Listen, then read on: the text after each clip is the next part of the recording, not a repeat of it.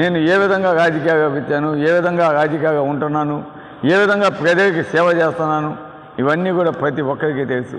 కానీ తెలుగుదేశం నాయకులు ఈరోజు మా మీద విమర్శించేదానికి ఏమీ లేక ఈరోజు ఏదో ఒకటి భద్రతగా అనే కార్యక్రమాలు ఏ విధంగా చేస్తున్నారో ప్రతిపక్షాలతోటి కుమ్ముక్కాయ ఈరోజు కావాలని కొంతమంది చేత స్టేట్మెంట్స్ ఇచ్చి ప్యాకేజ్ ఇష్టాలని ప్రోత్సహించిన ఘనత ఈరోజు తెలుగుదేశం పార్టీ నాయకులు, అది కూడా కావ్య కృష్ణారెడ్డి అని కూడా తెలియజేస్తున్నాను.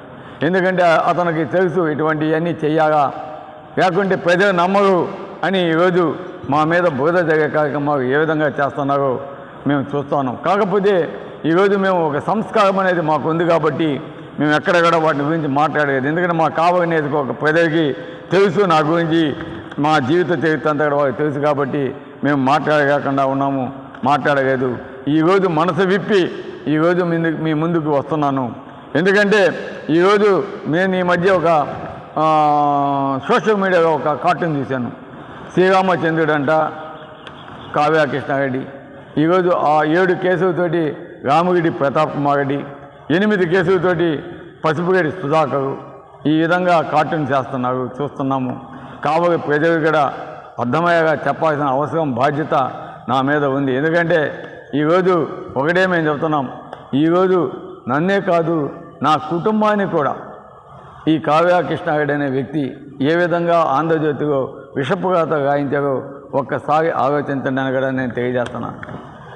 నా కుటుంబం, మా మిస్సెసే కాదు, మా కొడుకు వాళ్ళ మీద కూడా అభాండాలు వేసే విధంగా ఈరోజు అటువంటి కామెంట్స్ పెట్టించడం నిజంగా ఎంత నీచ రాజకీయాలు చేస్తున్నారో ఒక్కసారి ఆలోచించాలి. కావలి నియోజకవర్గ ప్రజలంతా కూడా నేను కోరుతున్నాను. ఎందుకంటే గతంలో ఇటువంటి ఎక్కడా నేను చూడలేదు, మీరు చూడలేదు. గతంలో బీదా మస్తానరావు గారు కావచ్చు, విష్ణన్న కావచ్చు, మాగుంట పార్వతక్క కావచ్చు, గతంలో అనేక మంది ఎమ్మెల్యేలుగా పోటీ చేసిన వాళ్ళు కావచ్చు, ఎప్పుడు కూడా ఫ్రెండ్షిప్ అనేది ఇంపార్టెంట్ అన్నట్టు ప్రతి ఒక్కరు కలిసిమెలిసి కావలి స్నేహభావంతో పనిచేసేది. ఓడిపోయినా గెలిచినా కూడా అందరూ కలిసిమెలిసి ప్రతి ఒక్కదానికి అటెండ్ అయ్యేవారు. కానీ ఈరోజు అటువంటి సంస్కృతికి ఈరోజు తెగపడిందని నేను భావిస్తా ఉన్నాను. ఎందుకంటే అటువంటి వ్యక్తులు ఈరోజు ఈ రాజకీయాల్లోకి రావడం వల్ల రాజకీయాలని కలుషితం చేసిన మాట వాస్తవాన్ని కూడా కావలి ప్రజలు గుర్తించాలని కూడా తెలియజేస్తున్నాను. అందుకే నేను చెప్పాను, గతంలో నా మీద ఆరోపణలు చేసేదానికి ఏమీ లేక వాళ్ళు కావాలని పని కట్టుకొని అబద్ధపు వాస్తవాన్ని క్రియేట్ చేసి వాళ్ళు ఏ విధంగా నా మీద దుష్ప్రచారం చేయాలని చూశారో మీ అందరికీ కూడా తెలుసు. ఎందుకంటే ఈరోజు మేము వ్యాపారాలు వదులుకొని ఈరోజు ప్రజలతో గత 2009 నుంచి ఇప్పటిదాకా మేము ప్రజలతో ఉన్నాం. ఈరోజు అది కావలి నియోజకవర్గ ప్రజలందరికీ కూడా తెలుసు. ఎవరు ఎటువంటి వ్యక్తి అనేది కావలి నియోజకవర్గ ప్రజలకి తెలుసు. ఈరోజు మేము పేద కుటుంబం నుంచి వచ్చి చదువుకొని కష్టపడి బెంగళూరు వ్యాపారాలు చేసుకొని ఇక్కడ నాలాగా ఇబ్బంది పడకూడదు మన బిడ్డవే అని చెప్పి ఇక్కడ ఇంజనీరింగ్ కాలేజీ కావచ్చు, ఒక సిబిఎస్ఈ మంచి స్కూల్ కావచ్చు కట్టి ఈరోజు విద్యార్థుల కోసమే నేను చేశాను తప్ప ఇక్కడ రాజకీయంగా నేను సంపాదించుకోవాలని రాలేదు. రాజకీయంగా సంపాదిస్తే ఇక్కడ ఎంతో సంపాదించడానికి ఇక్కడేం అవకాశాలు ఏం లేవు. కానీ నేను రాజకీయాలు కాదు అనుకుంటే నేను ఈరోజు 1000 కోట్లు సంపాదించుకునే అవకాశం నాకు ఉన్నా కూడా అది వదులుకొని ఈరోజు కావలి నియోజకవర్గ ప్రజల కోసం వచ్చాననేది కావలి నియోజకవర్గ ప్రజలు గుర్తుపెట్టుకోవాలి. ఎందుకంటే ఈరోజు బాధతో నేను చెప్తున్నాను, చాలా బాధతో చెప్తున్నాను.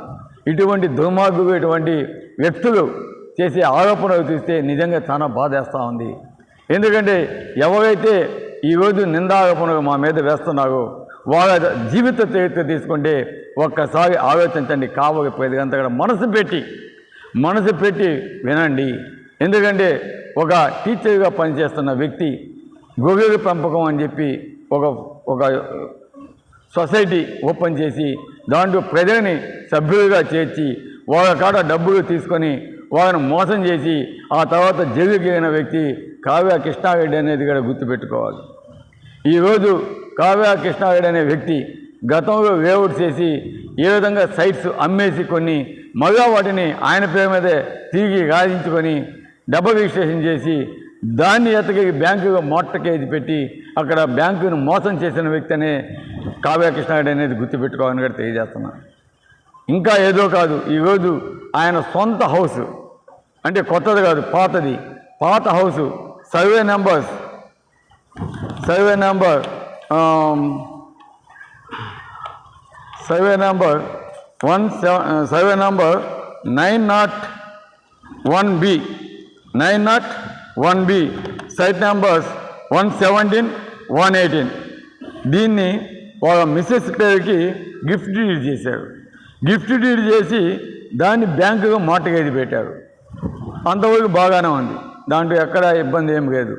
కానీ మరీ బ్యాంకుని మోసం చేసేదానికి 909/1Bని కాస్త సర్వే నెంబర్ మార్చి అవే సైట్స్ మరీ రిజిస్ట్రేషన్ చేసి గిఫ్ట్ డీడ్ చేసి దాన్ని మరీ ఎత్తగేగి మరి కెనరా బ్యాంక్ హైదరాబాద్ మార్టగేజ్ తీసుకున్న మాట వాస్తవం.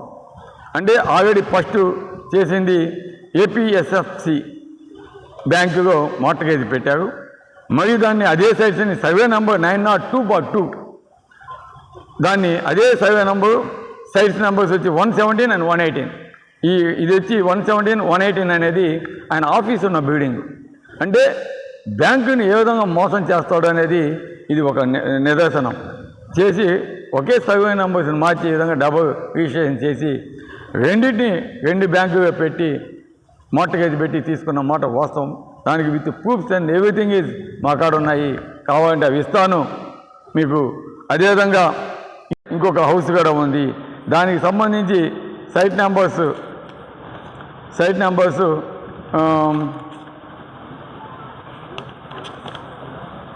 ఒక్క నిమిషం, దానికి సంబంధించి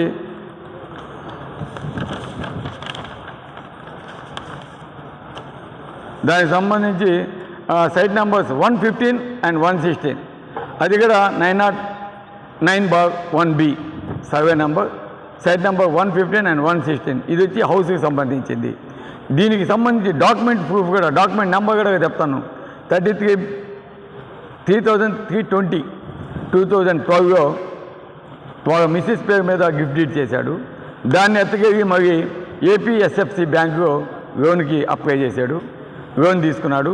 మరియు అదే సైట్స్ని సర్వే నెంబర్ మార్చి 902/2 పెట్టి డివి కృష్ణారెడ్డి, ఆయన పేరే కావ్య కృష్ణారెడ్డి అనే వ్యక్తి పేరు మీద మరీ రిజిస్ట్రేషన్ చేశాడు. దాన్ని తీసుకెళ్ళి ఐసిఐసి బ్యాంకులో మార్టగేజ్ పెట్టి డబ్బు తీసుకొని ఈరోజు అతను ఏ విధంగా బ్యాంకుని మోసం చేశాడో ఒకసారి ఆలోచించండి. ఈ మధ్య ఎలక్షన్స్ వస్తున్నాయని ఆ 2 డీడు బ్యాంకు డబల్ ఎంట్రీస్ ఉన్నాయి కదా, వాటిని మరి ఒకటి క్యాన్సిల్ చేయడం జరిగింది. ఎందుకంటే మరి ఎలక్షన్స్కి ఇబ్బంది వస్తుందని మార్చిన మాట వాస్తవం. అంటే బ్యాంకుని ఏ విధంగా మోసం చేస్తాడో ఒక్కసారి అర్థం చేసుకోవడానికి కూడా తెలియజేస్తా ఉన్నాను. ఈ విధంగా ఒక పక్క బ్యాంకుని మోసం చేశాడు. అదేవిధంగా రైల్వే ట్రాక్ పక్కన ఆయన లేఅవుట్ వేస్తున్నాడు. Railway track adjacent railway track పక్కన అదే 909/1B, 902/2 అండ్ 909/B వీటిలో సైట్స్ వేశాడు. ఆ సైట్స్ని కూడా రైల్వే ట్రాక్ పక్కన ఉన్నవి డిఫరెంట్ పర్సన్స్కి అమ్మేసి మరి ఆ సైట్స్ని మరి డబుల్ రిజిస్ట్రేషన్ ఆయన పేరు మీద చేసుకొని వాటిని మరి అతికి బ్యాంకుకి పెట్టి మార్టగేజ్ చేసిన మాట వాస్తవం. దానికి సంబంధించిన డాక్యుమెంట్స్ కూడా మా కాడ ఉన్నాయి. అదే కాకుండా ఈరోజు చెంగాగమ్మ గుడి, దానికి సంబంధించి చెంగాగమ్మ గుడి ఇక్కడ 15 ఎకరాలు వేవటేశాడు. అది నదీ ప్రాంతం, అది ఆ బండ మీద వేసాడు. అంటే నేషనల్ గ్రీన్ ట్రిబ్యునల్ యాక్ట్ ప్రకారం నదీ తీర ప్రాంతం కావచ్చు, సముద్ర తీరాన్ని కావచ్చు, కొంత డిస్టెన్స్ ఇన్ని సముద్రం పక్కనైతే 1/2 కిలోమీటర్ అంతా ఉంటుంది. ఆ విధంగా వదిలేసి ఏదైనా వేవుట్స్ చేయాలి. కానీ అతను ఆనుకొని వేసేసి అది రిజిస్ట్రేషన్ డిఫరెంట్ పర్సన్స్ చేయడం వల్ల వారు ఈరోజు ఇబ్బంది ఎదుర్కొంటా నానా ఇబ్బంది పడుతున్నారని కూడా తెలియజేస్తున్నాను. అంతేకాకుండా చెంగాగమ్మ గుడికి సంబంధించి సర్వే నెంబర్ 59 దాంట్లో survey number 59/1 to survey number 59/17 15 acres వేవటేశాడు. దాని పక్కన 61 cents గుడిది ప్రైమ్ ప్రాపర్టీ, కోర్టు వాల్యూ ఉండే ప్రాపర్టీస్ని అది అప్లై చేసుకున్నాడు. ఇది రోడ్డు కోసం కావాలని అప్లై చేసాం. కానీ అది సైట్స్ వేసేసి ఆ సైట్స్ని ఎత్తుకొని మళ్ళీ మార్టగేజ్ పెట్టి బ్యాంకుని మోసం చేసిన చరిత్ర కావ్య కృష్ణారెడ్డి. అందుకే కలెక్టర్గా ఆదేశాలు క్లియర్గా ఇచ్చాడు, దాన్ని డెమాలిషన్ చేయమని. ఆ సైట్స్ ఏవైతే చేస్తున్నాడో అవన్నీ డెమాలిషన్ చేసేసి కాంపౌండ్ ఆ సైట్స్ని గవర్నమెంట్కి హ్యాండ్ ఓవర్ చేయమని కూడా నోటీసు ఇస్తున్నాడు. ఆ నోటీస్ కాపీస్ కూడా మా కాడ ఉన్నాయి అంటే ఊరిని వదలడు, బడుగుని వదలడు, అదేవిధంగా బ్యాంకుని ఈరోజు అన్నింటినీ చీటింగ్ చేస్తున్న వ్యక్తి. అదే పోతే ఇంకపోతే మీ అందరికీ తెలిసిన విషయం, ఈరోజు ఎక్కడైతే జగనన్న లేఅవుట్ మనం ఎక్కడైతే జగనన్న లేఅవుట్ ఇచ్చామో ఆనాడు తెలుగుదేశం నాయకుడు కావాలని నా మీద బోధ జరిగేదానికి ఎకగా 13 లక్షలు ఉంటే ఎమ్మెల్యే గారు వాటిని 50 లక్షలకి 35 లక్షలకి రైతాంగానికి ఇప్పించాడు, దాంట్లో కమిషన్ కొట్టాడు అని చెప్పేవి నా మీద బోధ జరిగే కార్యక్రమం చేయడం జరిగింది. ఎందుకంటే కొంచెం ఎంతైనా కూడా ఈరోజు ఎలక్షన్స్కి ముందు ఇది కావలి నియోజకవర్గ ప్రజలందరికీ తెలియాగా, అందుకని ప్రతి ఒక్కటి కూడా మీకు విశదంగా చెప్తున్నాను. వ్యక్తులు ఎవరు ఎటువంటి వారు కావలి నియోజకవర్గ ప్రజలందరూ కూడా ఆలోచించండి అని చెప్పి ఈరోజు ప్రతి ఒక్కటి కూడా మీ ముందు ఉంచుతున్నాను వాస్తవాలు. ఎందుకంటే నేను గతంలో నా మీద చేసిన ఆరోపణలు భూ కబ్జా చేసామని బిట్రకొండలో మా కొడుకు పేరు మీద 10 ఎకరాలు నేను కొనుక్కుంటే అది గవర్నమెంట్ ల్యాండు, రైతాంగం ల్యాండు, అది ఇదని అన్నీ మొత్తం ఇచ్చారు.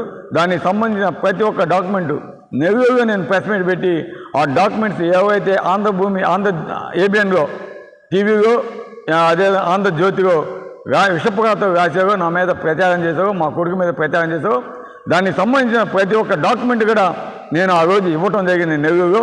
ఆ రోజు నేను ఛాలెంజ్ కూడా చేశాను. నా ఛాలెంజ్ని స్వీకరించానని చెప్పాను. అది రాధాకృష్ణకి డైరెక్ట్గా చేశాను. నువ్వు మగోడు అయితే అమ్మ అబ్బు పుట్టుంటే నా డాక్యుమెంట్స్ అన్నీ ఇస్తున్నాను, మీరు దాంట్లో 1 సెంటు భూమి కానీ నేను కబ్జా చేస్తున్నా, ఏదైనా మిస్టేక్ ఉన్నా నేను ఎమ్మెల్యేగా కూడా పోటీ చేయను అని చెప్పాను.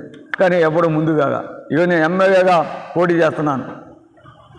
ఈరోజు నేను చెప్తున్నాను, నేను చెప్పినవి ఇవి వీటిలో నిజం కాకపోతే గమ్మని చెప్పండి, బహిరంగ చర్చకి నేను సిద్ధం. అంటే ఈరోజు ఇప్పుడు ఎవరైతే ఎమ్మెల్యే అభ్యర్థిగా కావ్య కృష్ణారెడ్డి పోటీ చేస్తున్నాడో ఆయన జగనన్న లేఅవుట్ పక్కన నా మీద అభాండా చేసేదానికి 13 లక్షలు ల్యాండ్ని 50 లక్షలకి 30 లక్షలకి అని చెప్పారు. ఇది కూడా నా మీద వేయడం జరిగింది. అదే లేఅవుట్ పక్కన ఈ కావ్య కృష్ణారెడ్డి అనే వ్యక్తి 1,30,00,000 పెట్టి దాదాపు 50 ఎకరాలు కొన్నాడు. అది వాస్తవం కాదా అని నేను అడుగుతాను. ఈరోజు తెలుగుదేశం నాయకులు ఎందుకు మాట్లాడకపోతున్నారు? అది 13 లక్షలు వాల్యూ అయితే 1,30,00,000 పెట్టి ఏ విధంగా ఆయన కొంటాడు అని నేను ఈరోజు ప్రశ్నిస్తా ఉన్నాను. ఓకే, కొన్నాడు, కానీ దానికి సంబంధించి కాంపౌండ్ వేసేటప్పుడు గతంలో పేద ప్రజలకి రాజశేఖర రెడ్డి గారు హౌసింగ్ సైట్స్ ఇస్తే వాటిని కబ్జా చేసి కాంపౌండ్ వేసిన మాట వాస్తవం కాదా? అక్కడ సైట్స్కి సంబంధించిన ఓనర్స్ పోయేసి ఆ కాంపౌండ్ని ధ్వంసం చేసిన మాట వాస్తవం కాదా? అది ఎప్పుడో జరగలేదు. ఈ మధ్య ఒక 3-4 మంత్స్ బ్యాకే ఆ కాంపౌండ్ పడగట్టడం జరిగింది, వాళ్ళ సైట్స్ వాళ్ళు ఆక్యుపై చేసుకోవడం జరిగిందని కూడా తెలియజేస్తున్నాను. అంతేగా 52 ఎకరాలకి మళ్ళీ కాంపౌండ్ వేసినాడు. సెంటర్లో 12 ఎకరాలు ప్రభుత్వ భూమి ఉంది, దానికి ఏ విధంగా కాంపౌండ్ వేస్తాడని కూడా ప్రశ్నిస్తున్నా. గతంలో ఆ ఇందిరమ్మ కాలనీ ప్రజలంతా కూడా ఈ గవర్నమెంట్ భూమిలో నడిచిపోయి రోడ్డు తక్కువ డిస్టెన్స్లో పోయే పరిస్థితి ఉండేది. కానీ దాన్ని ఆక్యుపై చేసి కాంపౌండ్ వేయడం వల్ల అక్కడ ప్రజలంతా ఇబ్బంది పడతామంటే మరి ఆ కాంపౌండ్ పగలగొట్టించి వారికి దోవ ఏర్పాటు చేసాం మేము. అంటే ఈ విధంగా ఈయన చేసిన అక్రమాలు ఇన్ని ఉన్నాయి. ఇంతేకాదు ఈరోజు మా పార్టీలోకి ఒక అన్నపూర్ణ సీను అనే వ్యక్తి వచ్చాడు. ఎందుకు వచ్చాడంటే అతను అపరభక్తుడు ఎన్టీఆర్కి. గత 40 సంవత్సరాలు ఎన్టీఆర్ పార్టీ పెట్టినప్పటి నుంచి కూడా నేను ఎంతో ప్రయత్నిస్తున్నా, మంచి స్నేహితుడైనా కూడా నాకు ఎన్టీఆర్ అంటే ప్రేమ, నేను ఆ పార్టీని వదిలి రాను అని చెప్పి ఈరోజు మా పార్టీకి వచ్చాడంటే అతను ఏ విధంగా బాధపడుతున్నాడో. దాదాపు అతనికి అతని మిత్ర బృందానికి 10 కోట్ల రూపాయలు మోసం చేసిన మాట వాస్తవం. కావాలంటే అన్నపూర్ణ సీనుని అడగండి. అతనికి దాదాపు 500 అంకణాల పైచీలకు వారికి డబ్బులు కట్టినా కూడా ఆ సైట్స్ రిజిస్ట్రేషన్ చేయకుండా వారిని ఏ విధంగా అన్నపూర్ణ సీను అనే వైశ్య యువకునికి ఈరోజు తెలియజేస్తా ఉన్నాం. అదేవిధంగా ఈరోజు మైనింగ్ సంగతికి వస్తే మైనింగ్ ఆయనకి 7 ఎకరాల భూమి మైనింగ్ వీధికి గతంలో ఇవ్వటం జరిగింది.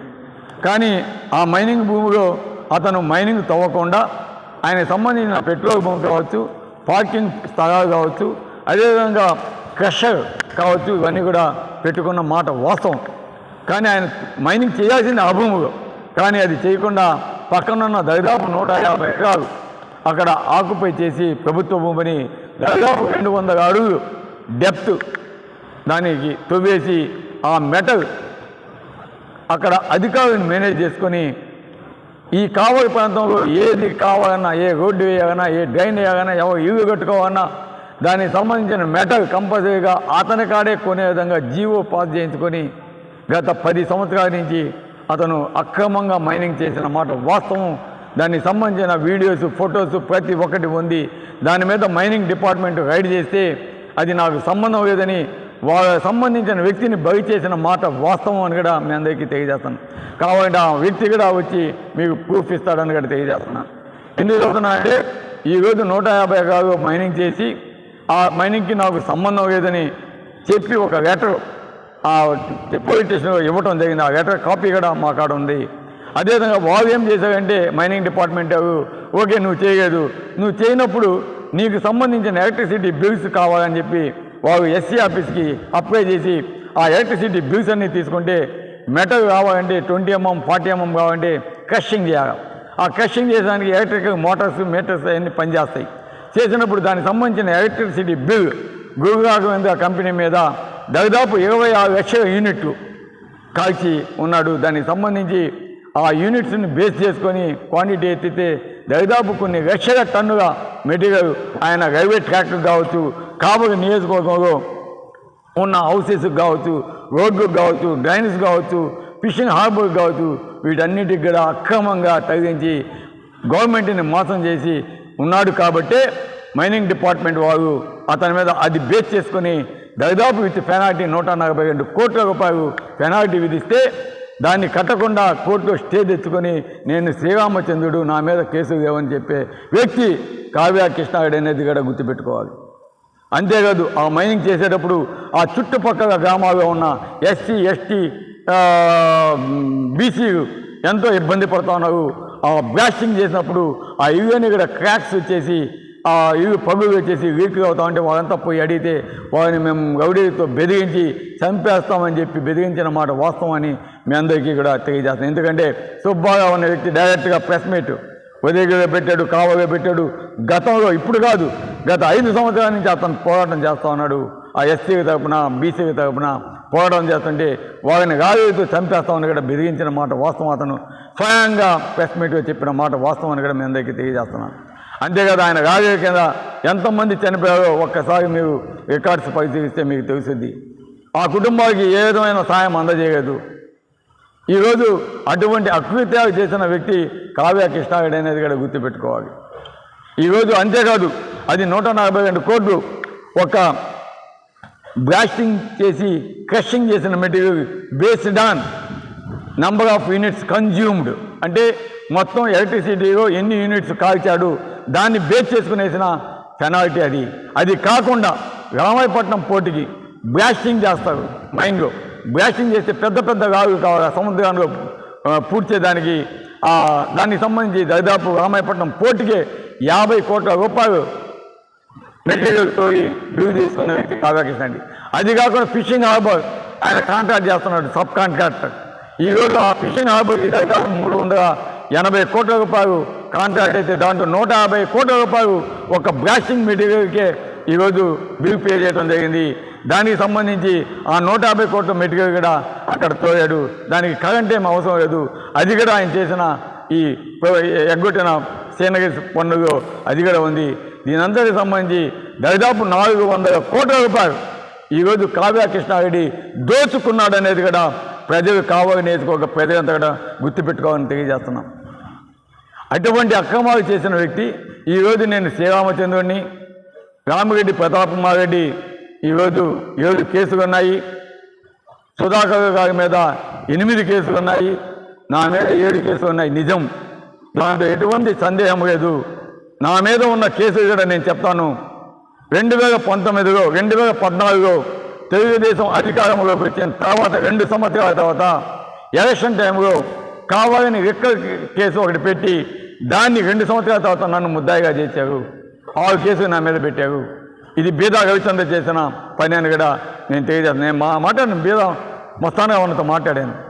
నవ్వుతా ఉన్నాడు, మా తమ్ముడు పెట్టిస్తే నేనేం చేసేదని. ఇంకొక కేసు ఎలక్షన్ ఎన్నికల ప్రచార సందర్భంగా మన రైల్వే రోడ్లో మన నారాయణ వార్డులో గీతా మందిరంలో పోయి టెంకాయ కొట్టేసి మేము దేవుని దర్శనం చేసుకొని బయటకు వస్తుంటే ఎవరో తెలుసో తెలియక కండవాయసుకొస్తే ఆ కేసుని కావాలని నా మీద పెట్టి ఈరోజు 7వ కేసుగా నన్ను పెట్టడం జరిగింది. అంటే ఈరోజు రెండు కూడా కావాలని వాంటెడ్ కేసు, అనవసరంగా నా మీద పెట్టిన కేసు. ఇది ప్రజలు గమనించాలి. అంతేగాని నేనేదో చెంగారమ్మ గుడి ఆక్యుపై చేసి అమ్ముకొని బ్యాంకులో కుదవ పెట్టలేదు. ఏదో ఒకే ఇంటి survey number, office survey number మార్చేసి డబుల్ రిజిస్ట్రేషన్ చేయించేసి బ్యాంకుని మోసం చేసేయలేదు. అదేవిధంగా రైల్వే ట్రాక్ పక్కన సైట్ చేసి అమ్మేసి మరీ వాటిని తీసుకొని బ్యాంకుకి మోటగేసి పెట్టి మోసం చేసిన వ్యక్తి కాదు. అదేవిధంగా మైనింగ్లో 400 కోట్లు మోసం చేసిన వ్యక్తిని కాదు.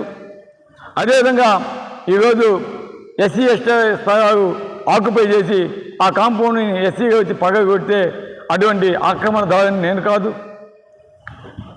ఈరోజు ఇన్ని అక్రమాలు చేసిన వ్యక్తి కావ్య కృష్ణారెడ్డి అనేది ప్రజలకి తెలియాలి. ఎందుకంటే ఈరోజు బాధతో చెప్తున్నాను, ఈ రోజు దాకా నేను ఎక్కువ మాట్లాడాను. ఒక్కటి ఆలోచించండి, కావ్య కృష్ణారెడ్డి అనే వ్యక్తి 2019లో తెలుగుదేశం పార్టీ టికెట్ ట్రై చేశాడు. ఎప్పుడు వచ్చాడు? ఎలక్షన్స్ ఇంకా 3 నెలలు ఉండగా కావ్య కృష్ణారెడ్డి ఈ అక్రమంగా సంపాదించిన డబ్బుతోటి టికెట్ తెచ్చుకోవాలని ఆనాడు తెలుగుదేశంలో ట్రై చేసి ఆ టికెట్ ఇవ్వకపోతే వైఎస్ఆర్సీపీలో చిట్ట చివరిగా వచ్చి జాయిన్ అయిన వ్యక్తి కావ్య కృష్ణారెడ్డి. అది కూడా ఆదాయ ప్రభాకర్ రెడ్డితో కలిసి జాయిన్ అయ్యాడు. అది గుర్తుపెట్టుకోండి. ఆ తర్వాత వైసీపీలో కామ్గా ఉన్నాడు. దానికి ముందు 3 నెలల ముందు తెలుగుదేశం పార్టీలోకి వచ్చి ఆయన చేసిన సేవా కార్యక్రమాలు ట్రస్ట్ అని ఒకటి క్రియేట్ చేసి ఒక బ్యాగు చిన్న పిల్లకాయలకి, అదేవిధంగా మంచాలు పెరిగైన వాళ్ళకి అటువంటివి ఇస్తూ 3 నెలలు కాలం గడిపిన మాట వాస్తవం. తర్వాత 5 సంవత్సరాలు ఎక్కడ కూడా కావ్య చారిటబుల్ ట్రస్ట్ అనేది కనిపించలేదు. కోవిడ్ టైంలో కనిపించలేదు. ఎక్కడ కూడా కావలి నియోజకవర్గంలో కానీ ఉదయగిరి నియోజకవర్గంలో కానీ ఆ చారిటబుల్ ట్రస్ట్ సేవలు కానీ ఆయన సేవలు కానీ ఎక్కడ కూడా జరగలేదు. ఇది